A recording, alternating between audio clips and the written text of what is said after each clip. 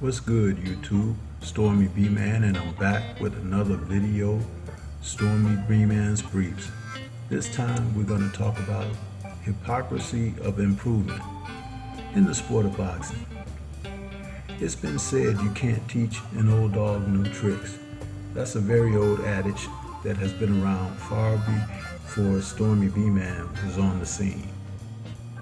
But there have been times when this has been disproved. First of all, let's take a look back, and we're talking about the heavyweights here. When we talk about the fighters who were supposed to be the Trinity, Anthony Joshua, Tyson Fury, and Deontay Wilder, the heavy hitters in the sport of boxing at the top of the class. These men, because they all shared something in common, which is a heavyweight title, were thought to be the men of honor and the men of date. In the meantime, since things have taken place, all three have suffered something that have disproved what we're talking about, teaching old dogs new tricks. In the case of Tyson Fury, when he came out of his slumber to challenge Deontay Wilder for his WBC title, he was able to put on a performance that people didn't think he might be able to get himself back to do.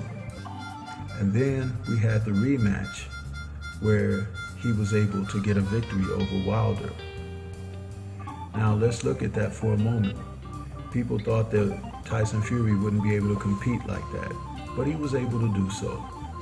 Now people are thinking that Deontay Wilder should just retire and go off into the sunset because of the events of the second fight.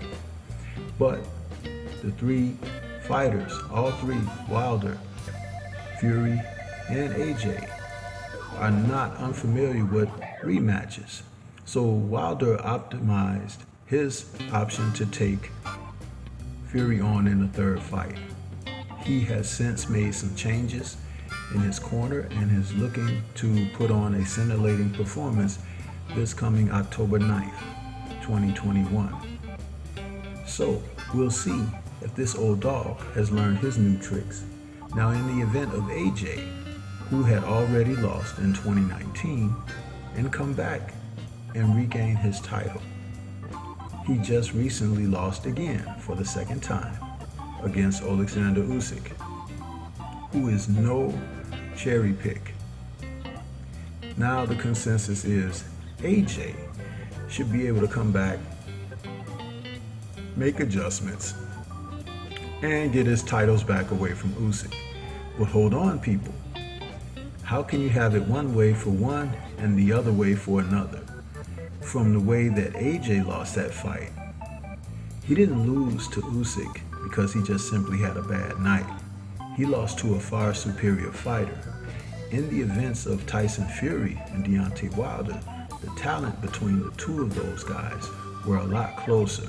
And if they fight a number of times, you might get a couple of different types of outcomes. With Wilder's vaunted punching power, knockouts would be definitely in the mix of those considerations.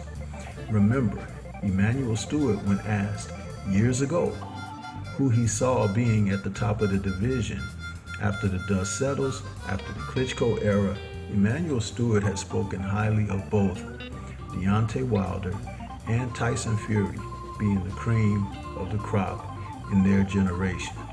And they've already faced each other twice. So a trilogy would definitely let us know exactly what's going on with these two men. In the case of AJ, it looks like he may have been given the opportunity to be amongst the elite by being protected and guided, and he may not be as on solid foundation as the other two gentlemen. But we talk about the hypocrisy of improvement. When they tell you that one guy should be able to come back from his setbacks and improve, but they tell you another should just retire and go away. Hey, it's not the type of same consideration, is it? We call that bias and prejudice, and it exists in the sport of boxing. These are my comments on the hypocrisy of improvement. Let me know what you think. This is Stormybman, the That's all I have for you at this time. Till the next time we speak, peace.